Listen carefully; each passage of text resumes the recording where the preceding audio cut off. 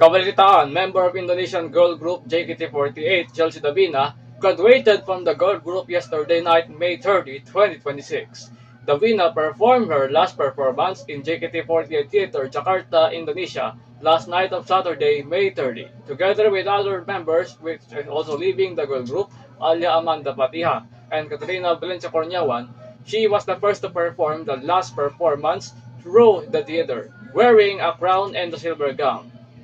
Some fans of the said girl group were in the night of sadness and loneliness due to her graduation from the girl group. Meanwhile, another member of Indonesian girl group, Febriola Sinambela, has graduated from a university in Jakarta, Indonesia with the title S. Ikom.